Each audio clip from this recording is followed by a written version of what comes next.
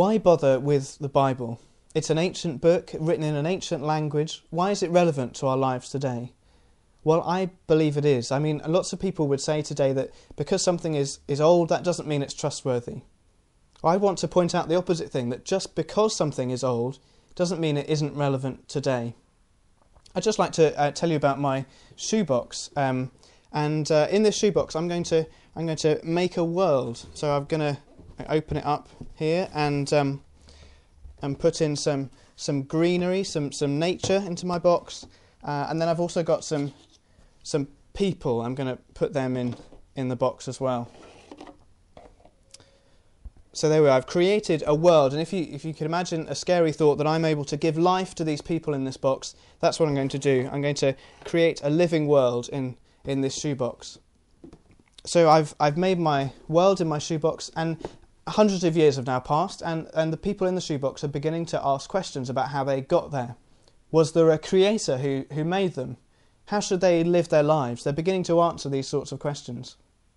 And there are various theories emerging among them about what the truth could be. Now, how can they know the answer to any of their questions? They can argue among themselves, but how can they know objectively the truth about what's going on, about who did create them?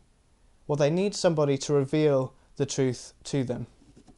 And that's fundamentally why I think we should bother with the Bible, because it's God's revelation to us. Now, of course, lots of books claim, and lots of people have claimed to be God's revelation to us, claim to have ultimate truth.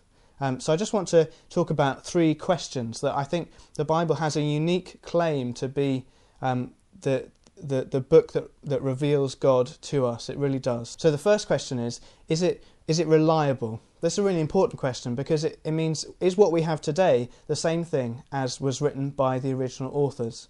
There's a couple of things that can give us confidence that the Bible we have today was the same as was originally written.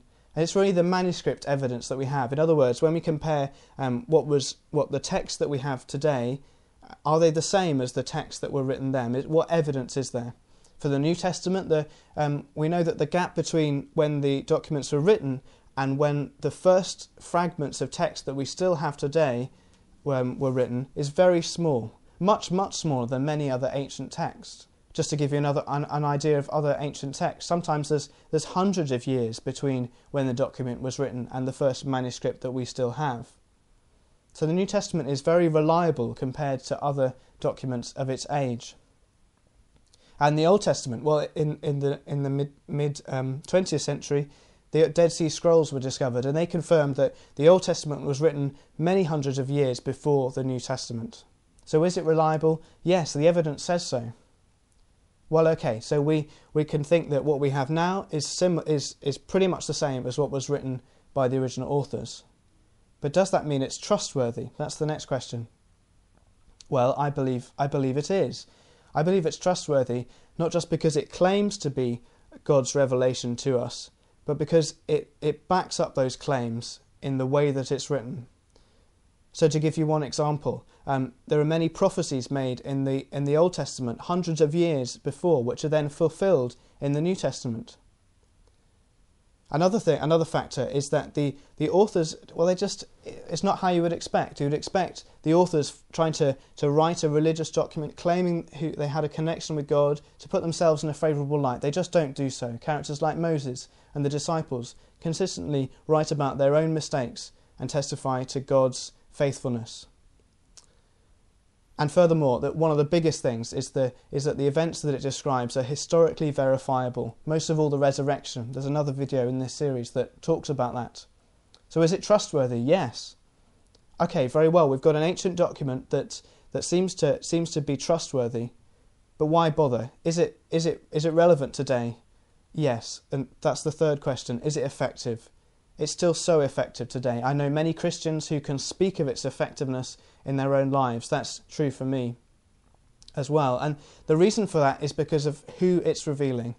It reveals a God who didn't just create a shoebox world, leave it alone, but who came to earth to reveal himself to us as a human being. That's why I bother with the Bible, because it describes how God revealed himself to us as a person. And when he does that, he doesn't come and trumpet our successes. He doesn't come with a story that we may well have made up ourselves. But the story of the Bible is one that I believe we never would have invented. It's the story of our failure, of our rejection of God, and of how there's nothing we can do to get ourselves back to God just by obeying a list of rules well enough, doing enough religious things. That's not the story of the Bible. The story of the Bible is that God has come to save us and to rescue us. So that's why I think we should bother with the Bible, because it describes how God came to earth to rescue us. It's a story worth reading. It's a story that changes lives. If you're interested in reading it, I'd recommend starting with Mark's Gospel, Mark's witness to Jesus' life.